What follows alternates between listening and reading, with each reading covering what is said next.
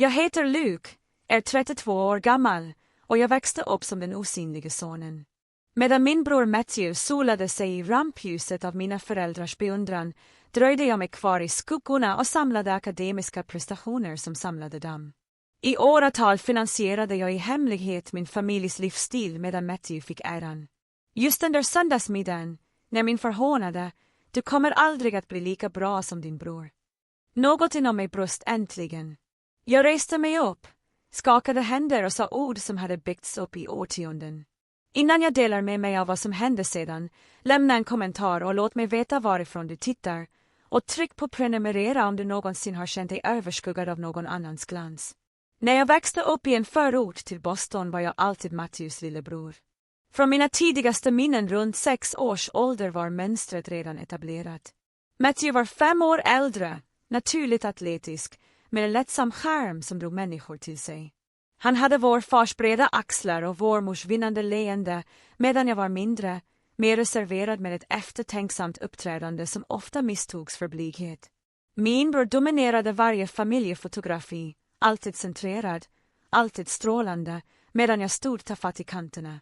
På skolbilderna visade Matthews självsäkra perfekta tänder, medan mitt avslöjade det nervösa leendet hos en pojke som försökte för hårt för att synas. Skillnaden mellan oss var aldrig tydligare än under födelsedagar och helgdagar. På min 8-årsdag fick jag ett enkelt naturvetenskapligt kit, medan Matthew, vars födelsedag var 3 månader tidigare, hade fått en helt ny maintainbike som kostade 4 gånger så mycket. När jag packade upp min present rufsade mamma till mitt hår och sa, den passar dig, älskling. Du gillar alla de där smarta sakerna. Samtidigt var pappa ute och hjälpte Matthew att justera sadeln på sin glänsande cykel. Samma år kom julafton med en PlayStation med 6 spel till Matthew. Jag köpte 2 böcker och ett schackspel från lågprisbutiken. När jag så besviken ut sa mamma, böcker håller längre än tv-spel. Luke, vi tänker på din framtid. Men jag visste sanningen. Mattids lycka betydde helt enkelt mer. I 4:e klass upptäckte jag min egen styrka i skolan. Mitt betyg kom hem med raka ass-betyg och jag presenterade det stolt vid middagen. Pappa tittade på det och nickade. Bra jobbat, grabben. Sedan vände jag mig omedelbart till Matthew. Hur var fotbollsträningen idag? Mina perfekta betyg förväntades, inte firades. Matthews mediokra prestation på planen motiverade 20 minuters livlig diskussion. Jag försökte ändra taktik. Om studierna inte imponerade på dem, kanske sporten skulle göra det. Jag gick med i juniorlaget i baseball och spenderade timmar med att öva på min sving på bakgården. Efter 3 veckors träning gick jag fram till pappa en lördagsmorgon. Vill du hjälpa mig att öva på pitching? Frågade jag hoppfullt. Han tittade på sin klocka. Förlåt, kompis. Matthew har en träningsmatch om 30 minuter. Jag lovade att jag skulle titta. Då lämnade mig stående på gården med handsken i handen. I 5:e klass förstod jag min position i vår familjehierarki. Jag var reservsonen, försäkringen. Om Matthew misslyckades hade den åtminstone inte mig som deras förstahandsval, men bättre än ingenting. Denna insikt kom inte som en dramatisk uppenbarelse, utan etablerade sig snärare i mitt medvetande likt ett långsamt, tungt regn som blötlägger jorden. Den sommaren upptäckte jag datorer på det lokala biblioteket. Fru Vitaker, bibliotekarien, lade märke till min fascination för kodningsböckerna och visade mig grundläggande programmering på bibliotekets föråldrade dator. Du har en naturlig fallenhet för det här, sa hon till mig efter att jag bemästrat enkla kommandon på bara en eftermiddag. Hemma berättade jag entusiastiskt för mina föräldrar om kodningen. Mamma låg frånvarande medan hon vek tvätt. Det var snällt, kära du. Pappa var mer direkt. Datorer är för barn som inte kan komma med i laget. Luke, varför anstränger du dig inte mer på sport? Den kvällen tillbringade jag middag med att diskutera Matthews framtidsutsikter för universitetsfotboll året därpå. Han gick bara i 8:e klass, men tränarna lade redan märke till det. Till min 11-årsdag bad jag om en dator. De där grejerna är dyra, sa pappa och rynkade pannan. 3 månader senare köpte de en specialiserad träningsutrustning till Matthew som kostade dubbelt så mycket som en vanlig dator skulle ha. När jag påpekade detta sa mamma att Matthew behövde den här för sin framtida Luke. Hans talanger skulle kunna ge honom ett universitetsstipendium. Jag drog mig längre tillbaka in i teknikens värld och tillbringade eftermiddagar på biblioteket, där MRS-vitaker gav mig extra datortid. Jag lärde mig JavaScript och HTML och skapade enkla webbplatser. När jag var 12 år märkte eller brydde sig ingen hemma. I 7:e klass kvalificerade jag mig för distriktets vetenskapsmässa med ett datorprogram som förutspådde vädermönster. Jag tillbringade veckor med att finslipa min presentation i hemlighet i hopp om att detta äntligen skulle få mina föräldrars godkännande. Kvällen före mässan påminde jag dem om morgondagens evenemang. Åh, älskling, Matthew har en stor match imorgon, sa mamma ursäktande. Scouterna från State University kommer att vara där. Men det här är viktigt, protesterade jag. Jag skulle kunna vinna hela tävlingen. Pappa klappade en hand på min axel. Luke, det kommer att finnas andra vetenskapsmässor. Den här matchen kan avgöra hela din brors framtid. Nästa dag vann jag första plats. Fru Vitaker var där och tog foton strålande av stolthet. Dina föräldrar kommer att vara så stolta, sa hon. Jag hade inte hjärta att säga till henne att de inte var där. När jag tog hem pokalen placerade mamma den på spiselkransen bara för att flytta den till min sovrumshylla nästa dag när Matthew tog hem en deltagarmedalj från sin match. Scouterna hade inte varit imponerade. Konstigt nog hatade jag aldrig Matthew för något av detta. Han var inte grym eller försökte medvetet överskugga mig. Han levde helt enkelt sitt liv i rampljuset som våra föräldrar skapade för honom. Ibland erkände han mina prestationer med en bra jobbknep eller himlade med ögonen när våra föräldrar var särskilt uppenbara med sin favoritism. I slutet av grundskolan hade jag slutat försöka tävla om uppmärksamhet. Istället kanaliserade jag min energi på att utveckla färdigheter som så småningom skulle bli min flyktväg. Medan Matthew samlade troféer som belamrade vårt vardagsrum, samlade jag kunskap som en dag skulle låta mig bygga ett liv långt ifrån deras avfärdande skuggor. Gymnasiet markerade en betydande skillnad i Matthews och mina vägar. Förlide. Medan jag började mitt första år som en redan skicklig programmerare vid 14 års ålder var Matthew på väg till State University med ett fotbollsstipendium. Hemstadshjälten vars avfärd motiverade ett reportage i lokaltidningen. Våra föräldrar gjorde om Matthews sovrum till en helgedom efter att han lämnat college. Troféer, tidningsurklipp, lagfoton och memorabilia täckte varje yta. Samtidigt förvarades mina akademiska certifikat och tävlingspriser i en Manila-mapp i pappas arkivskåp. Vi ville inte få Matthew att må dåligt när han besöker. Mamma förklarade när jag frågade varför mitt senaste certifikat från kodningstävlingen inte visades. Under mitt andra år utvecklade jag en programvara för elevhantering som skoldistriktet faktiskt köpte för $5,000. Lokaltidningen publicerade en liten artikel om det på sidan 17. Jag klippte ut den och tog med mig hem i hopp om lite erkännande. Pappa skummade igenom den medan han tittade på TV. Datorer, va? Bra hobby, grabben. Samma vecka gjorde Matthew den vinnande touchdownen i en konferensmatch och våra föräldrar körde 6 timmar för att vara med, vilket lämnade mig hemma ensam över helgen. Den november den gången förändrades allt när Matthew drabbades av sitt första allvarliga knäskada. Våra föräldrar var förkrossade och betedde sig som om en nationell tragedi hade inträffat. Mamma grät i dagar. Pappa tillbringade timmar i telefon med universitetsläkare och läkare och bad om andra åsikter. Jag försökte trösta dem med att laga middag en kväll när de kom tillbaka utmattade från ett besök hos Matthew på universitetssjukhuset. Jag gjorde lasagne, meddelade jag när de kom in genom dörren i hopp om att lätta deras börda. Inte hungrig, muttrade pappa och gick rakt mot spritskåpet. Matthew kanske behöver opereras, sa mamma som om jag inte hade pratat alls. Hela hans framtid kunde vara förstörd. I veckor fungerade vårt hus som en begravningsbyrå. Jag försökte få kontakt med dem under denna svåra tid och tänkte att deras sårbarhet kunde öppna en dörr för oss att komma närmare varandra. En kväll satt jag bredvid mamma medan hon sorterade igenom sjukförsäkringspapper. Behöver du hjälp? Jag är ganska bra på att organisera informationen jag erbjöd. Hon klappade min hand frånvarande. Det här är vuxengrejer, Luke. Varför går du inte och spelar på din dator? Jag var 16, inte 6, men avfärdandet var typiskt.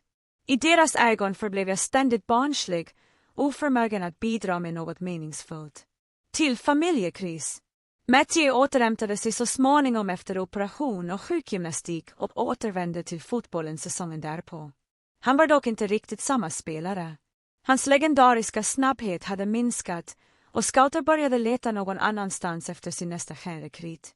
Samtidigt blomstrade jag akademiskt. Vid andra året på gymnasiet tog jag avancerade kurser och högskolekurser samtidigt. Min studievägledare, Mr. Brennan, blev min största förespråkare och insåg potential som mina föräldrar aldrig såg. Du borde söka till MIT, föreslog han under ett planeringsmöte för högskolan. Dina programmeringskunskaper är mer än exceptionella. Jag har aldrig sett något liknande på 30 år av utbildning. Med Mr. Brennans uppmuntran sökte jag till flera toppteknikprogram, inklusive MIT. Den dagen det tjocka antagningsbeskedet kom tillsammans med ett rejält meritstipendium kände jag ett flyktigt hopp om att denna prestation kanske äntligen skulle registreras hos mina föräldrar. Vid middagen lade jag antagningsbeskedet bredvid min tallrik. Jag kom in på MIT, meddelade jag under en sällsynt paus i samtalet om Matthews framsteg inom sjukgymnastik, fullt stipendium.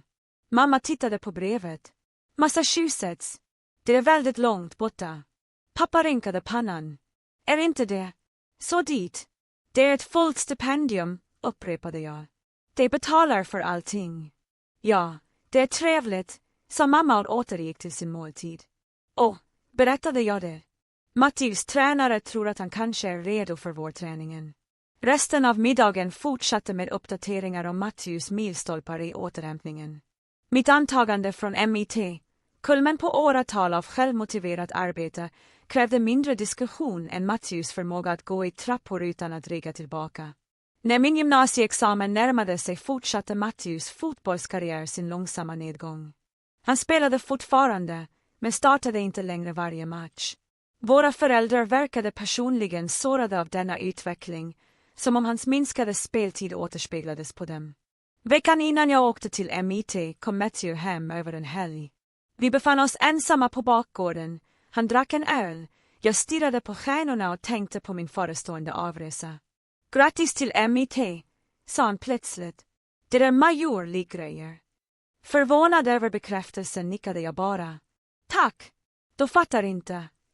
Han fortsatte att gestikulera mot huset där våra föräldrar tittade på TV.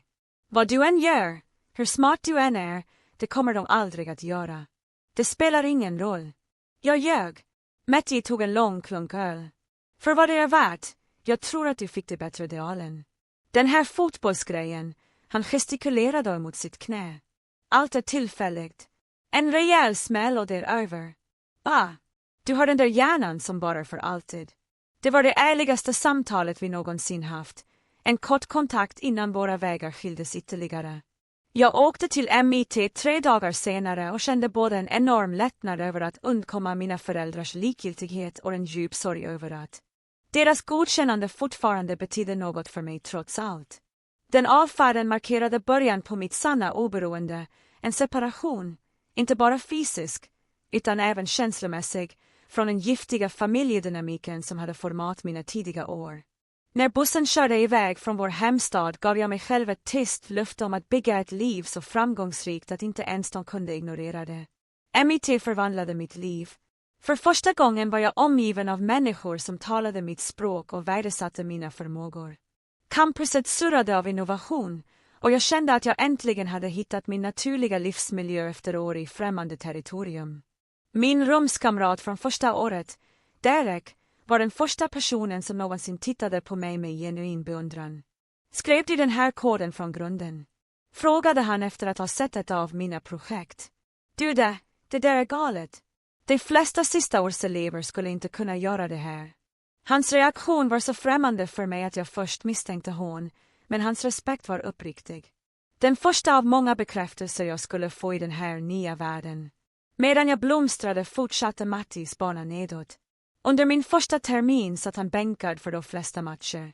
Vid Thanksgiving, när jag kort återvände hem, var förändringen hos honom märkbar. Han hade gått upp i vikt, såg ständigt trött ut och drack mer än jag mindes. Hur är fotbollen? Frågade jag försiktigt över överbliven kalkon. Det är bra, svarade han kort med en varnande blick mot våra föräldrar. Senare trängde mamma mig i ett hörn i köket. Matthew har det tufft. Coacherna uppskattar honom inte. Kan du prata med honom? Han verkade så vilsen. Ironin gick inte förlorad för mig. Efter att ha varit den osynliga sonen i åratal förväntades jag plötsligt fixa det gyllene barnet. Ändå försökte jag få kontakt med min bror, men han avledde varje samtal med påtvingad glädje när våra föräldrar var i närheten. Tillbaka på MIT kastade jag mig in i mina studier och sidoprojekt med förnyad intensitet. Vid andra året på skolan hade jag fångat uppmärksamheten hos flera professorer som bjöd in mig att gå med i deras forskarteam. Professor Harrington blev särskilt engagerad i min utveckling, kopplade mig till branschkontakter och uppmuntrade mina entreprenörsinstinkter. Du har något speciellt, Luke, sa han till mig efter att ha granskat mitt förslag till ett nytt molnsäkerhetsprotokoll. Du ser lösningar där andra inte ens känner igen problemen. Den våren ringde mina föräldrar med nyheten att Matthew hade hoppat av college 3 månader före examen. De var förkrossade, deras röster tunga av en sorg de aldrig hade uttryckt över någon utmaning i mitt liv. Han kommer hem för att reda ut saker och ting, förklarade mamma, hennes darrande röst. Alla dessa år av löfte. Jag förstår bara inte vad som gick fel. Jag bed tillbaka det uppenbara svaret att de hade ställt omöjliga förväntningar på honom samtidigt som de skyddat honom från eventuella konsekvenser. Istället mumlade jag sympatiska plattityder och lovade att besöka honom snart, ett löfte jag inte hade för avsikt att hålla. Mitt sista år på gymnasiet gav mig mitt första seriösa försök till entreprenörskap. Med professor Harringtons vägledning utvecklade jag en cybersäkerhetsapplikation som lockade till sig såddfinansiering från ett riskkapitalbolag i Boston. De första $50,000 kändes som en bekräftelse på allt jag hade arbetat mot. När jag ringde hem med nyheterna svarade pappa. Det var trevligt, grabben, sa han distraherat. Lyssna, Matthew fick jobb på Hendersons bilhandlare. Biträdande försäljningschef. Kan du fatta det? Saker och ting börjar äntligen vända. Kontrasten var skarp. Min första stora professionella prestation kontra att Matthew fick en ingångsposition genom pappas golfkompis. Ändå, i vår familjs ekonomi, berättigade Matthews jobbet firande medan min finansiering knappt erkändes. Jag reducerade kontakten med min familj till månatliga samtal inför examen. Under dessa samtal erbjöd jag minimal information om mitt allt mer framgångsrika liv samtidigt som jag fick detaljerade uppdateringar om Matthews vardagliga prestationer hos återförsäljaren. Vid sista året på gymnasiet hade jag sålt min säkerhetsapplikation till ett större teknikföretag och använt intäkterna till att finansiera en mer ambitiös startup med fokus på artificiell intelligensapplikationer för finansiella tjänster. Jag var 21 år med fler professionella prestationer än de flesta uppnådde vid 40. Ändå förblev jag hemma den förbisade yngre sonen. Jag tog examen från MIT med högsta betyg. Mina föräldrar deltog i ceremonin, anlände sent och gick omedelbart efter för att undvika bostadstrafik. Under hela den festliga lunchen jag hade ordnat dominerade de samtalet med berättelser om Matthews nyligen befordrade befordran till försäljningschef och hans nya lägenhet. Vi är bara så stolta över hur han har återhämtat sig. Mamma sprutade ut, omedveten om det absurda i att fokusera på Matthew vid min examen. Alla förtjänar en andra chans, eller hur? Jag nickade mekaniskt, efter att för länge sedan ha lärt mig att det var feodalt att korrigera deras berättelse. Senare samma kväll, efter att de hade gått, hittade professor Harrington mig sittande ensam i examenslången. Familjer är komplicerade, sa han och satte sig bredvid mig. Men idag handlar det om dig, Luke. Det du har åstadkommit här är exceptionellt och din framtid är bländande ljus. Låt ingen dämpa det ljuset. Hans ord stannade kvar hos mig medan jag packade ihop min lägenhet och förberedde mig för att flytta till San Francisco där mitt växande företag hade etablerat sitt huvudkontor. Jag skulle flytta 3000 meter från min familj och den främsta känslan jag kände var lättnad. En vecka före min avresa ringde Matthew oväntat. Grattis till examen, sa han. Och det där företaget du startade. Det är otroligt, brorsan. Tack, svarade jag, förvånad över hans medvetenhet om mitt företag. Lyssna, fortsatte han med sänkt röst. Då kämpar mamma och pappa. Pappas artrit blir värre och han kan inte jobba heltid längre. Mamma pratar om att skaffa ett andra jobb. Jag är ledsen att höra det, sa jag försiktigt. Jag vet att saker och ting alltid har varit obalanserade mellan oss, men de är fortfarande våra föräldrar. Efter en lång paus fattade jag ett beslut som skulle forma nästa decennium av vår familjedynamik. Jag ska hjälpa till, sa jag. Men jag vill inte att de ska veta att det kommer från mig. Matthew förstod omedelbart. Du vill att jag ska vara mellan handen. Säg att du gör bra ifrån dig på bilhandlaren, att du kan hjälpa till med deras utgifter. Varför skulle du göra det? Frågade han. Varför inte bara låta dem veta att du lyckas nu? Svaret var komplicerat.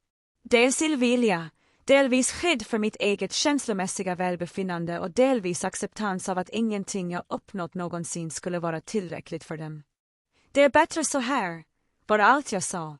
Och så började vårt märkliga arrangemang. Jag skickade betydande summor varje månad till Matthew, som sedan gav mindre delar till våra föräldrar som sitt eget bidrag.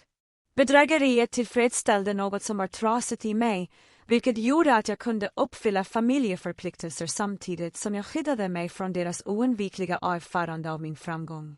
Vad jag inte hade förväntat mig var Matthews reaktion.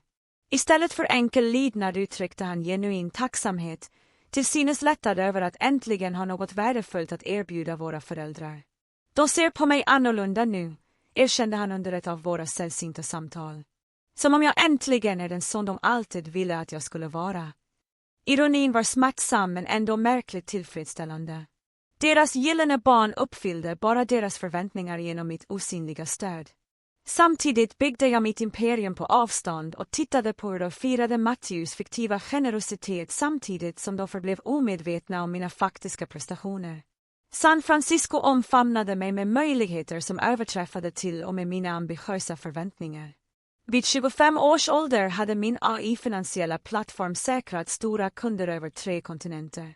Vid 27 tävlade riskkapitalbolag om att finansiera mina expansionsplaner. Vid 29 års ålder förvärvade ett globalt teknikföretag mitt företag för en summa som förvandlade mig från framgångsrik till förmögen, bortom allt jag hade föreställt mig att växa upp i den lilla förorten till Boston.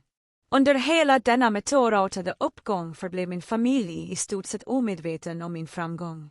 Våra månatliga telefonsamtal fortsatte med förutsägbara mönster, mina avledande frågor om mitt datorjobb, samtidigt som jag fick utstå detaljerade berättelser om Matthews kamp och mindre segrar hos bilhandlaren. Samtidigt ökade mitt ekonomiska stöd i takt med att mina föräldrars situation försämrades. Pappas artrit utvecklades till den grad att han behövde dyra behandlingar som inte täcktes av försäkringen. Mamma utvecklade högt blodtryck, vilket krävde regelbunden medicinering. Deras blygsamma pensionsbesparingar minskade snabbt på grund av de växande sjukvårdskostnaderna. Matthews karriär, tvärt emot våra föräldrars lysande bedömningar, var på väg att stagnera. Återförsäljaren stod inför minskande försäljning och hans position blev osäker.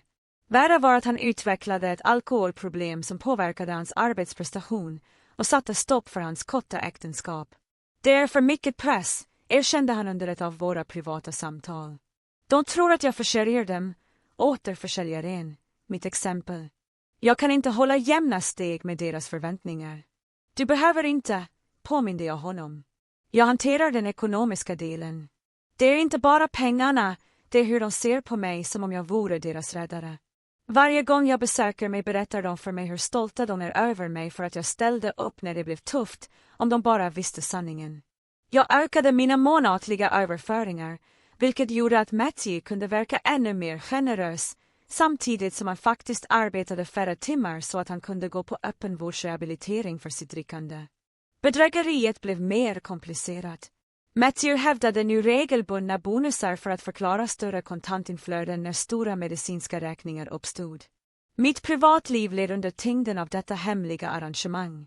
En lovande relation med Alexandra, en briljant mjukvaruingenjör som jag hade träffat på en teknikkonferens, kollapsade efter 6 månader när hon anade min undvikande tendens i familjefrågor. Du pratar aldrig om dem, men den påverkar dig uppenbarligen djupt, konstaterade hon under vårt sista samtal. Jag kan inte tävla med spöken, Luke. Vad du än inte löser med din familj hindrar det dig från att vara helt närvarande här. Hon hade naturligtvis rätt. Jag började träffa en terapeut, Det är Marshall, som specialiserat sig på familjedrama. Våra veckovisa sessioner blev det enda stället där jag erkände komplexiteten i mina känslor, den kvarvarande flocken av barndomsavvisande, den bittra tillfredsställelsen av min hemliga ekonomiska kontroll och tomheten i framgång utan genuint erkännande.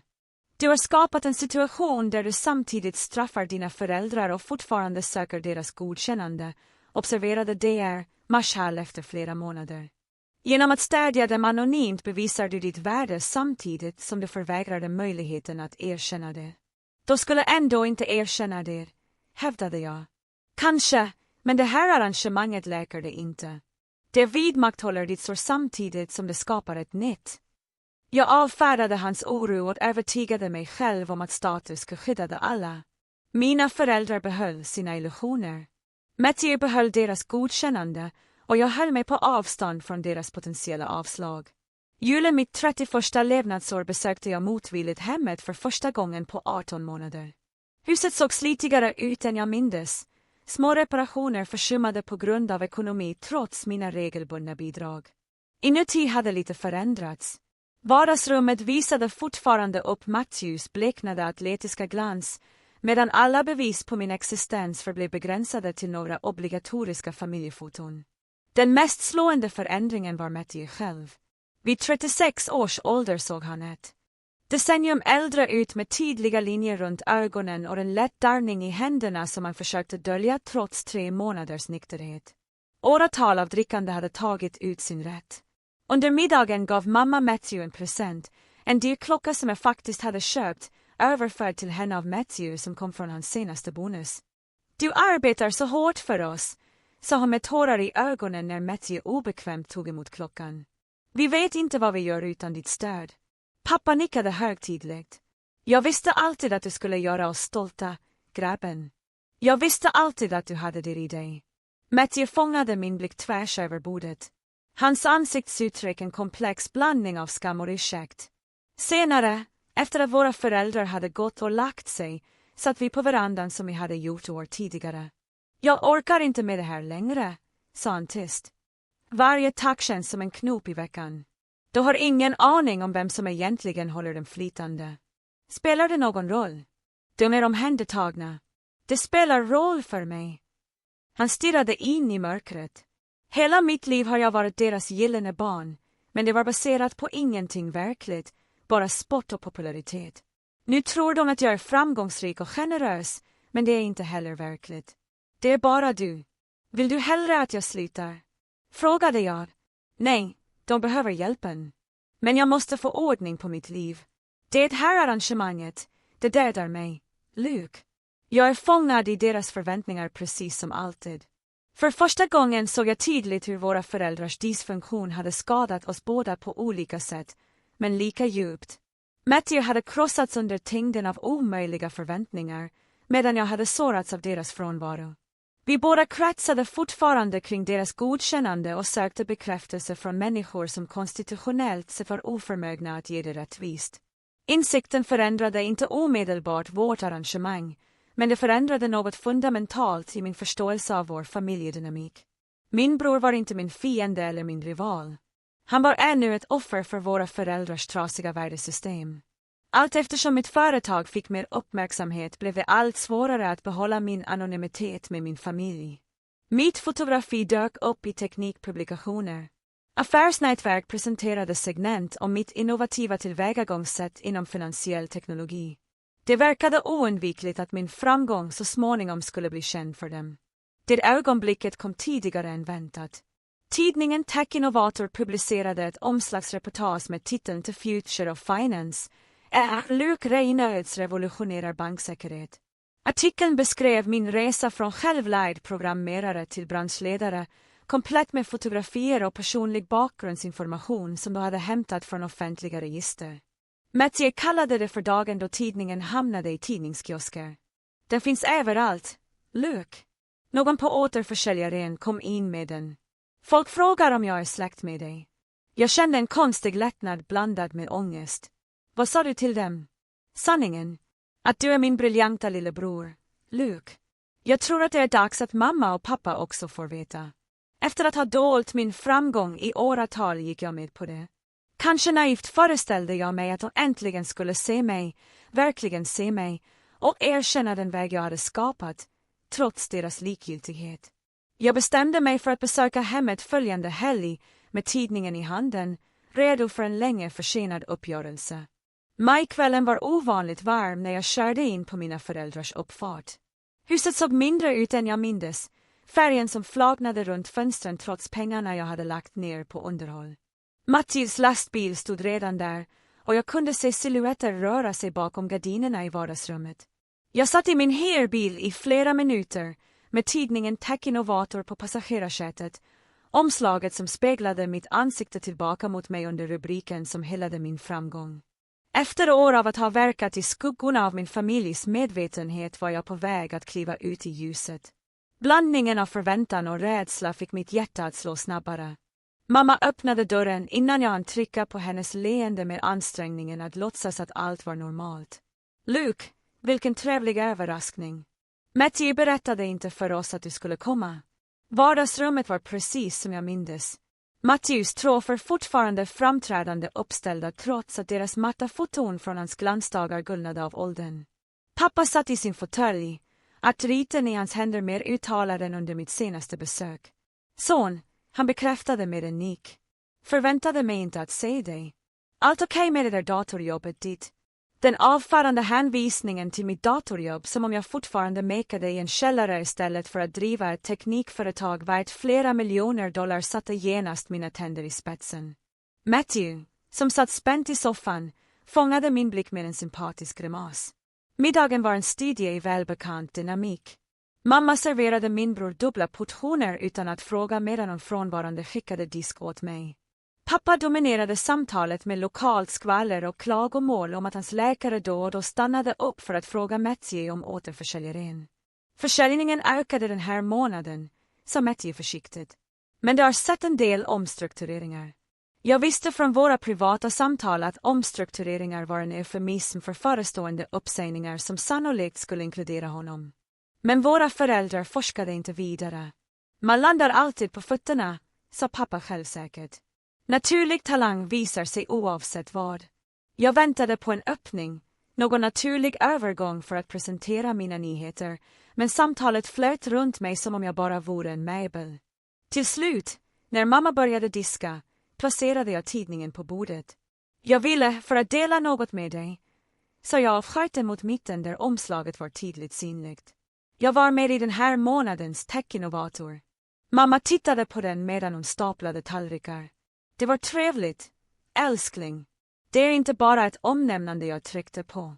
Det är omslagsartikeln om mitt företag och vår senaste utveckling inom ekonomisk trygghet.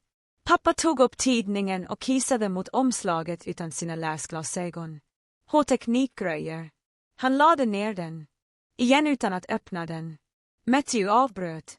Lucas företag förvärvades för över 70 miljoner dollar förra året. Han revolutionerar hur banker skyddar kunddata. En kort tystnad följde, fylld snabbt av mammas nervösa skratt. Tja, datorer har alltid varit din lilla hobby, eller hur? Det är inte en hobby, mamma. Det är ett av de snabbast växande finansteknikföretagen i landet. Vi har kontor i 3 länder. Pappa viftade avfärande med handen. Allt det där datorpratet. Har aldrig förstått lockelsen när man kan göra något riktigt. Riktigt? Ekade jag och kände en bekant tryck över bröstet. Vad exakt skulle kvalificera sig som riktigt to you? You know, working with your hands. Meeting actual people like what your brother does. Hessels cash 2 familjes, helps the mark importante sessions, marques a real differens. Matthew startade totable visible uncomfortable. And my work isn't real. Creating systems that protect millions of people's financial information isn't making a difference. Mon patted me hand condescendingly. Everyone contributes in their own little way. Luke. Not everyone can be at front like Matthew. So meeting in me snapped at third vire that had been stretching for decades, finale breaking under strain. At front, Matthew hasn't been at front in anything since college. The ownership is failing. Has been on the verge of losing his job for months. Dad's face flushed with anger. Now you listen here. No, you listan, interrupted me voice stayed despite to adrenaline coursing through me. For 32 years, I listened how you praise Matthew ville dismissing everything I accomplished. I endured your comparisons, your indifference, your complete failure to recognize anything of value in me. That's not true, mom protested vecklu. We always been proud of both our boys. Really? Name one of me accomplishments that you celebrated. One time you put me achievements on display like Matthew's trophies. One instance where you didn't take immediate eller pivot the conversation back to him. Der silens åstamning. That recovered först his expression herdening. You always had a chip on your shoulder. Always been jealous of your brother's natural gifts. The difference is Matthew doesn't have to boast about his successes. I låg had bitterly. His successes that Matthew hasn't been successful by your definition since his knä jury 13 years ago. The perfect son you've been praising has been struggling for years ville I've been to van aktuelle succeeding. Now you're just being cruel, mom side, tears forming. Your brother has supported us when we needed it most.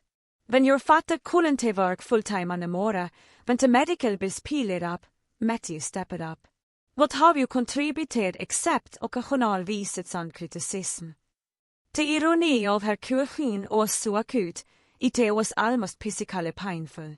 I looked at Matthew silently, förskjutning vetter to revialer arrangement. Han nodded almost imperceptibly resignation in his eyes.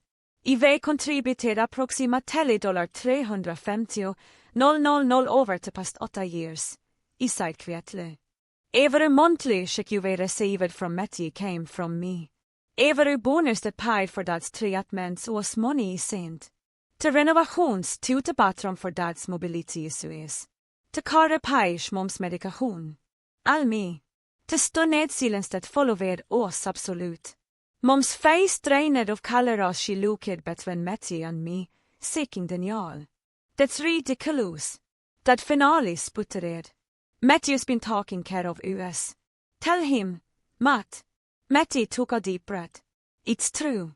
Luke's been sending me money to pass along to you since he started at the dollarship. I've been barely staying afloat myself. That why would you lie to us? Mom whispered her voice small and confessed. Because you've never valued anything I've done. I exploded years of suppressed emotion finally breaking through. Because no matter what I achieved, it was never good enough compared to Matthew's mediocrity. Because I knew that even if I handed you a check directly, you'd find a way to diminish it while praising him for something insignificant. In the same breath, Dad's face darkened with anger. Now you listen here, young man. We supported you your entire life. No, you tolerated me. There is a difference. We gave you everything you needed, Mom insisted. Except what the actually needed, your attention, your recognition, your pride. I stood up, unable to remain seated with the energy coursing through me. Do you have any idea what it was like growing up as your afterthought? Having every achievement ignored ville Matthew got praised for simply existing. You're exaggerating, that dismissed. You always were too sensitive. Oh, Emmy, when you won the state science competition, you missed it for Matthew's regular season game. When he got a full scholarship to MIT, one of the most prestigious universities in the world, you were more concerned about Matthew's knärehabilitation. When he saw me first company at 26, you were celebrating Matthew's assistant manager position at a failing car dealership. We didn't know about your company, Mom said defensively. Because you never asked. You never have any interest in my life beyond perfunctory questions that you barely waited for me to answer before tuning to conversation back to Matthew. That's expression hardened into the dismissive lucky day knowing me entire life. Even with all your fancy success, you will never be as good as your brother. Money doesn't make a character, son. To the words, the same vanes that had me countless times trugehood me schildhood, finale pushed me past me breaking point. Then tell him to pay all the bills. I sighed, me voice the oddly calm. I'm not sending money anymore. Let your golden child vid all his karakterfigurer att utcoverdads treatments ante motgars and mums heartmedikation. Mum gas bed. What money? We never received a single dollar from you directly. It all came from Matthew. Has the one VO's been supporting us? Are you seriously stupid incredulous at her ability to maintain? Fick hon even now? Matthew, tell them exactly how much money you have actually given them versus what you have provided. Matthew looked miserable, but spoke firmly. Everything you have given you since dad's first surgery has come from Luke. The monthly checks, the extra for emergencies, all of it. The dollarship has been struggling for years. I've barely been able to support myself, let alone you. But the bonus you mentioned, your promotion, mum stammered. There were no bonus, no promotion. I've been at risk of losing my job for the past year. I've been in and out of rehab for drinking. The only reason I've appeared successful is because of Luke. The silence that followed was deafening. That started at Matthew as if saying us stranger ville mums ejes filled vid tears of confusion and betrayal. Why would you let have us all these years? That finale asked. But he was looking at Matthew, not me, still directing his questions to his preferred son. Because it was easier than admitting it failed to live up to your impossible expectations, Matthew answered his voice, strained but steady. Because Luke offered away for me toasted better son you wanted me to be, even though we couldn't do it on my own. And why would you heed your support? Mom asked me, finally acknowledging me rule. Because nothing he ever did was good enough for you, he replied simply. Because ik knew that even if we handed you checks personally, you'd find a way to credit Matthew for it or diminish its importance. Because he was tired of begging for the connection that would have been freely given. That struggle led to his fate. A treat is making the movement painful. So this whole visit is just through your success in our face, to punish us because you think we weren't attentive enough to your childhood accomplishments. Sounds like the tantrum of someone who has money but no maturity. His this misal, so familiar, so predictable, but heard over me differently this time. Instead of pain, he felt something close take pity. He would never see me, never truly acknowledge me what, because doing so would require recognizing how profoundly he had failed as a father. This visit was a mistake, I said quietly. I actually told that maybe just once you might be proud of what I accomplished, that you might finally see me. We were always seeing you. Mom protested weakly. No, you were saying what you wanted to see. A lesser version of Matthew. A backup plan. Never me. I picked up the magazine in my jacket. I am doing financing this family's televisions. The money stops now. Matthew stood as well. Look, wait. I expected him take 3 to moderate to smooth things over as I often had during family conflicts. Instead, he surprised me. They need to hear this, he said firmly. All of it. They need to understand what they were doing to both of us. A too near to our parents. Luke is right. You have been living in a fantasy where I am still to start athlete with endless potential, and as just the computer ned VO couldn't market a team. But the reality is he succeeded beyond anything he ever achieved ville I've been barely holding me life together. Dad's face rained. You're talking his side now after everything we were doing for you. It's not about this, Matthew replied. It's about truth. And the truth is, you were damaged but yours on with your favoritism. You set me up for failure by making me believe I didn't have to work for anything, that my natural talent would carry me through life. And you hurt Luke by making him feel nothing he did would ever be enough. Man began sobbing in earnest while that sank back into his chair. To be seemingly knocked from his sides. I walked to the door, pausing with my hand on the knob. I am not doing this to punish you. I am doing it because continuing this arrangement is destroying all of us. It's perpetuating a lead that needs to and if any of us are going to heal. With that, I walked into the warm spring evening, leaving behind the house that had never truly felt like home and the parents who had never fully seen me. Matthew followed me to my car. What happens now? He asked quietly. I don't know, I admitted. But I can't keep living like this, and neither can you. He nodded, understanding, passing between us, to survivors of the same dysfunctional system, finally acknowledging the damage done. Elel kolju tomorov, he promised. As I drove away, I felt a strange mixture of grief and liberation. Something fundamental had broken tonight, but perhaps something you could now begin to grow in its place. The weeks following me confrontation with my parents passerade inabler av emotional extremes. I returnerade till San Francisco and immerserade myself in work extending office-husen till kollegus began erkanning concerned glans. Be day funktioner with mechanical precision, but nights brought waves of doubt, anger, and occasionally cruising guilt. Had I been too harsh? Had decades of resentment caused me to exaggerate their feelings? These questions haunted me at 3:00 in the morning as I stared at me sailing, replying to confrontation and second-guessing my decision to cut financial ties. Matthew kallade regularly, providing updates on the deteriorating situation at home. Dad's pride prevented him from acknowledging their financial predicament, ville man vaka silated between tearful for messages, begging me to reconsider, and angry accusations about me abandonment of family obligations. They are in denial, Matthew repeated during our week of separation. That keeps saying they will manage on their own, but they will already missera mot gå of payment. Mom's rationing her heart medication to make it telast longer. The news twisted my stomach with guilt, but he held firm.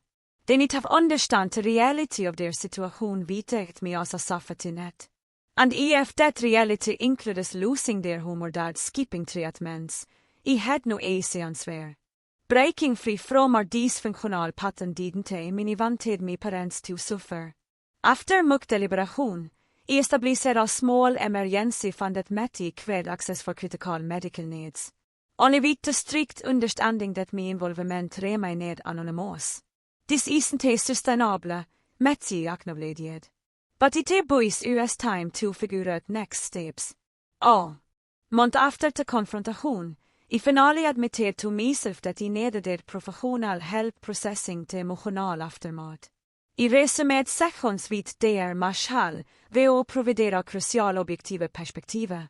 Family systems resistance, we explained during our first renovation. Your parents are experiencing it just financial strain, but an identity crisis. Their narrative about who they are as parents and who their sons has been forcibly rewritten. So, I should feel sorry for them, I asked bitterly. No, but understanding the magnitude of disruption might help you navigate what comes next. You will shatter their perception of reality, a necessary step toward potential healing, but traumatic nonetheless. The therapy sessions provide a structured space to examine my and contribution take our family dysfunction. Yes, my parents had established the damaging pattern of favoritism, but he had perpetuated it through my secretive financial arrangement. Rather than confronting the issue years earlier, I chosen up at that allowed me to simultaneously support and punish them, a reflection of my unresolved anger and lingering need for validation. 6 months of no direct contact with my parents stretched into 8. Matthew reported that they had downsized to a smaller apartment with that taking a part-time consulting position despite his health limitations. Pride continued to prevent them from reaching out directly, tog mom occasionally asked Matthew ruined about questions about my well-being. Men ville, I focused intensely on my own healing process. I diversified my life beyond work, joining a rock climbing gym and a local photographic club activities I'd always been interested in, but had never prioritized. I began dating again, cautiously, exploring connections with people who had no knowledge of my family baggage. As the 1-year anniversary of our confrontation approached, an unexpected call from Matty disrupted my carefully reconstructed routine. I'm in rehab, he said without preamble. 30 days in patient, I hit bottom. Luke, lost me job, wrapped me truck around 3. Nobody hot except me pride. But it was the way Colin needed it. Mig chest tighter ned vid concern. Why didn't you call me sooner? Part of recovery is doing it for yourself, not leaning on others to save you. That's been me pattern too long. His voice sounded different, steadier, more self-aware. But I'm calling now because he don't like to see you any year out. There are things we need to talk about face to face. 3 veckor later, I flev till Boston and drove till rehabilitationscenter, och serena compound of brick buildings surrounded by expansive lawns. Matthew looked simultaneously older and alltid than I ever seen him, tina vitt klär ejes and deliberate movements that suggested on you mindfulness. Vi valket till grunds, initially erkanning av vad uppdates about our lives. Graduelle, till konversation skiftet till deeper territory. I we been doing family systems work here, they explained, understanding our parents shared both of us, but also how we perpetuate damaging patterns. I we been doing similar work in therapy, I admitted. I over you an apologue, Matthew sighed, stopping to face me directly. I knevem de treated you growing up. I saw it happening and I did nothing. Vosche, I accepted the benefits of their favoritism without questioning the cost to you. His directness surprised me. You were a kid too, Matthew. It wasn't your responsibility to correct our parents' behavior. Maybe not when we were children, but as adults, I happily played along with your financial arrangement because it gave me the approval with it requiring actual achievement. You said you, look, that's on me, not them. His accountability was unexpected and oddly moving. For the first time, I felt truly seen by a family member. My experience validated without defensiveness or deflection. I participated in that dynamic, too. I acknowledged I could have been honest with them years ago. Instead, I chose up had let me feel superior while still seeking their approval from a safe distance. This mutual recognition marked a turning point in our relationship. We spent the next 2 days engaged in honest conversations about our shared past and the possibility of a healthier future. Matthew was particularly insistent that our parents needed to be a part of this healing process. They were struggling, look, not just financially, but with their entire identity. That's Helsing's vosha and mom seems lost. They made terrible mistakes as parents, but they are still our parents. I'm not ready to let them back into my life, I sighed firmly. I'm not asking you to pretend nothing happened. I'm suggesting that maybe with proper boundaries and professional support, we could begin a conversation about building something new. I returned to San Francisco with a promise to consider his suggestion. 2 months later, after extensive preparation with DR Marshall, I agreed to a carefully structured family meeting with a trained therapist present. The session would take place on neutral territory, a clinical office in Boston with clear boundaries and a professional mediator. The meeting was as difficult as I anticipated. Dad antered defensively, his posture rigid despite the physical pain evident in his movements. Mom appared smaller som medhov, her confident maternal de med honor replacerad by nervous uncertainty. The family therapist, DR tien, established grundrules immediately. No interrupting, no dismissing others' experiences, no absolutes like always or never. Each person would have an interrupted time to express their perspective. When my time came, I spoke from prepared notice to ensure I covered everything essential without being derailed by emotion. For most of my life, I felt invisible in our family. My achievements were ignored or minimized while Matthew received praise for minimal effort. This created a deep wound that I carried into adulthood, a persistent belief that nothing I do will ever be enough. My financial support over to years was simultaneously an act of familial duty and of a take prove me what will protecting myself from your dismissal. I recognize now that this arrangement was unhealthy for everyone involved. Mon vibe tears silently ville that stared at the floor, his jaw clenched.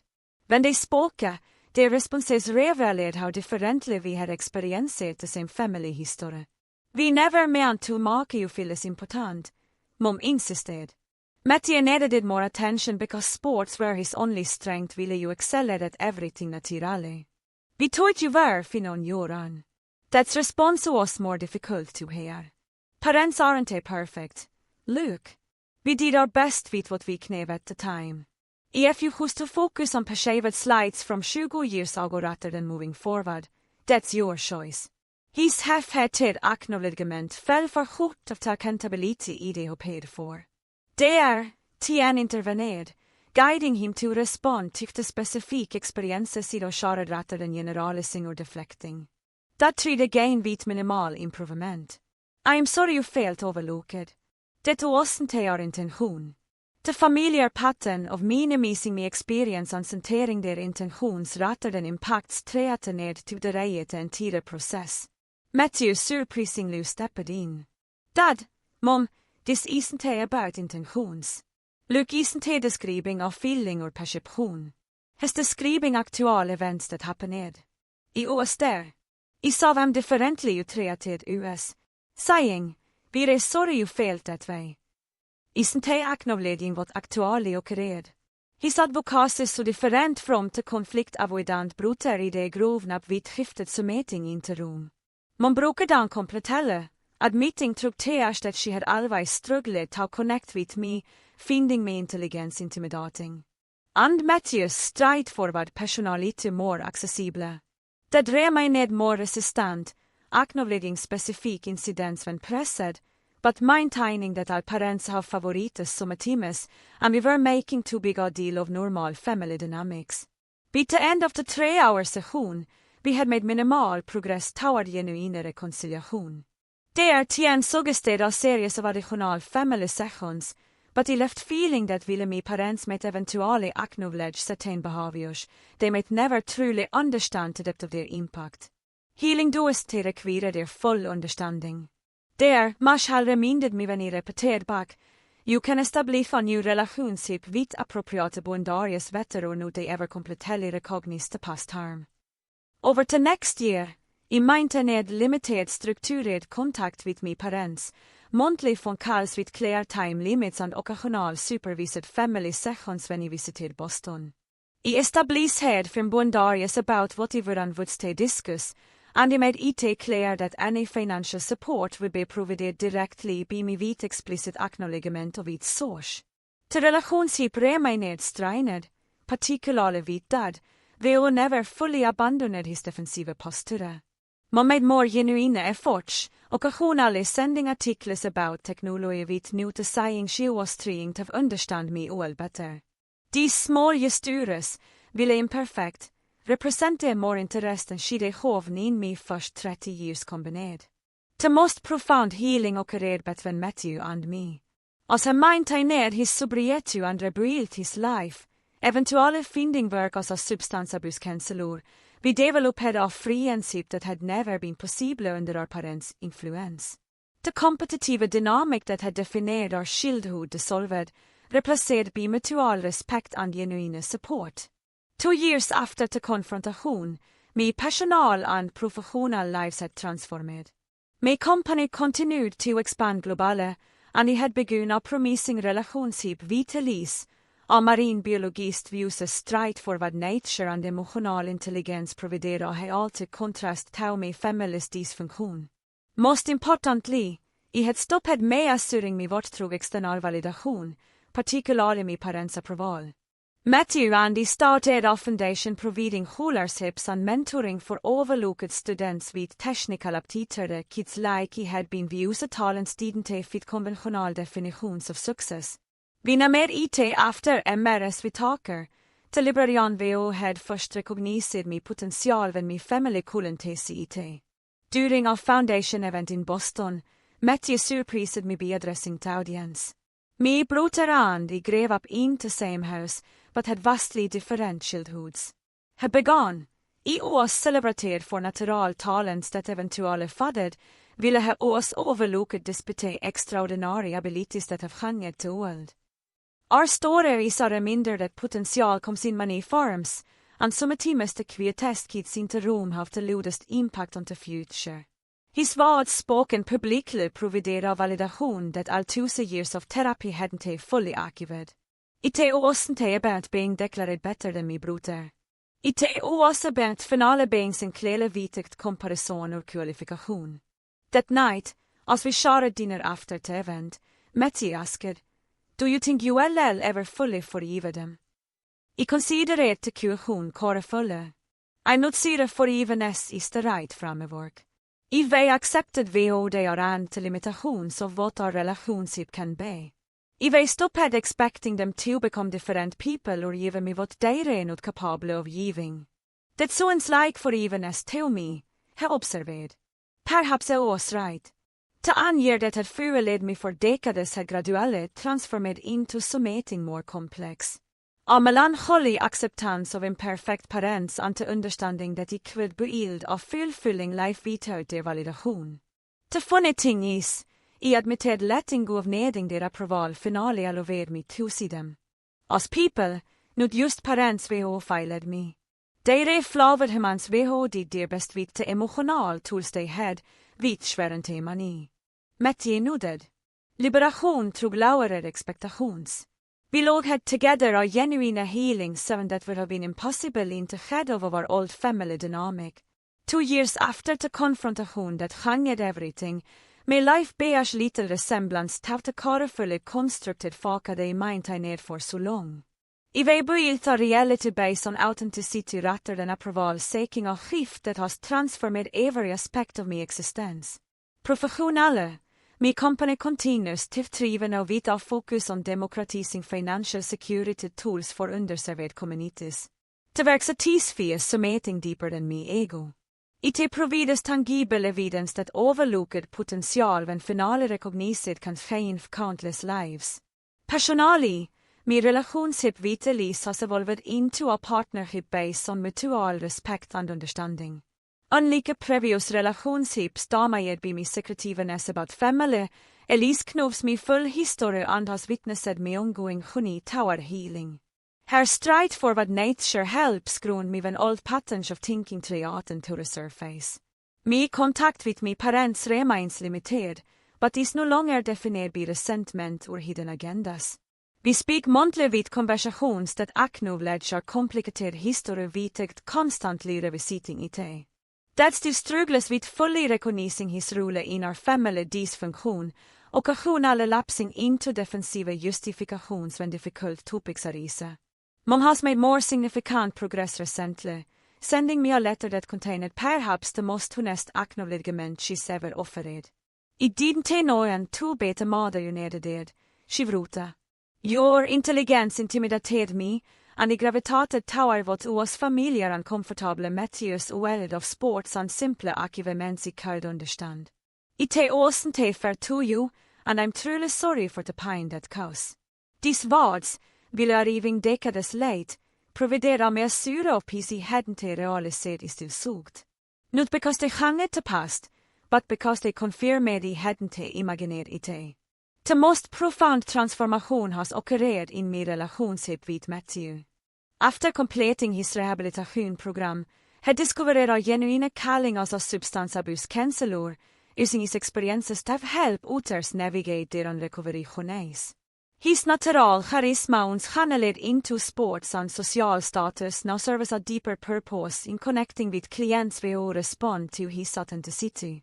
Vi speak weekly and collaborate regularly on the Talker Foundation, which has now provided technical education opportunities to over 100 students from disadvantaged backgrounds. Working alongside my brother as equals rather than competitors, has I led once it will remain forever of. Last month, Matthew reached his 1-year sobriety milestone. I flew to Boston to attend his celebration meeting, watching with profound pride as he received his ship and spoke honestly about his journey. The acknowledged and our parents' expectations had shaped his self-destructive patterns, and breaking free from those expectations had been essential to his recovery. I spent 30 years trying to be the person they tog I hold be, a tall to grow. Tunch att I much better at being the person I actually am. The wisdom in his words resonated deeply with my own experience. For decades, I had definerat myself in opposition tak der dis misal, akgivning partlet tak provad en brong, arranging med financial support ta maintain kontroll ville seeking validation. Every action, vetta conforming tak der expectations or rebelling against them, had still been about them. True freedom came only when he began making shoes based on me on valet rather than in reaction to tashish. The parenti needed o ossente going to have suddenly a marry from either of them. I had to learn take parent myself take provida to recognition and validation I had always sought externale. This process of self-paring has been among the most challenging and rewarding aspects of me healing journey. I vil learned to celebrate me an akkivenens vitegt waiting for external validation. I vil practice speaking take myself with the shinnes and encouragement I vil offera skeid in me rather than to harsh internal criticism I det internaliserad from years of feeling inadequate. The foundation Matthew and I established has become an unexpected source of healing for both of us. Working with young people we remind me of my younger self has allowed me to channel my experiences into summating constructive rather than remaining trapped in resentment. Seeing these students receive the recognition and support I lack has been profoundly therapeutic. During our recent foundation event, a 16-year-old girl approached me after my presentation. My parents think computers are a waste of time, she confided. They want me to focus on real subjects that will give me a normal job. Her words could have come directly from me on adolescent experience. Instead of simply offering encouragement, I shared a portion of my story with her. People who don't understand your passion may never fully see its value, I told her. But that doesn't diminish what you're creating or who you're becoming. The validation you're seeking might not come from the sources you expect, but the promise it will come. The next day, I autoriserar specialskolarship for her and arranged mentorship with one of our partner companies. Her pat mig mirror min ensam bias, but perhaps with the support our foundation provides, she won't have 2 wide decades for recognition of her gifts.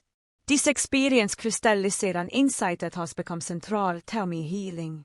We cannot change our past, but we can transform them. It shapes our future. The pain of being overlooked as a child will always be part of my story, but it no longer defines me present or determines me shoes. My parents' inability to see me what was never about me actual value. It reflected their limitations, not Mina. This understanding has freed me from the exhausting cycle of seeking validation from people constitutionally incapable of providing it. I vil learned that recognition matters for less than self-belief and external validation pales in comparison to living authentically. As I reflect on this journey from invisible son to self-actualized adult, I recognize that through healing wasn't about confrontation or revenge or even receiving long overdue acknowledgement. It was about reclaiming the narrative of my own life, stepping out of the shadows of comparison and into the light of self-acceptance. If you ever felt overlooked or undervalued by the people who fold have in your greatest supporters, know that you're what isn't determined by their ability to see it. The validation you seek may never come from the sources you expect, but that doesn't mean you don't deserve it or want to find it elsewhere. Have you experienced something similar in your own family? Share your story in the comments below.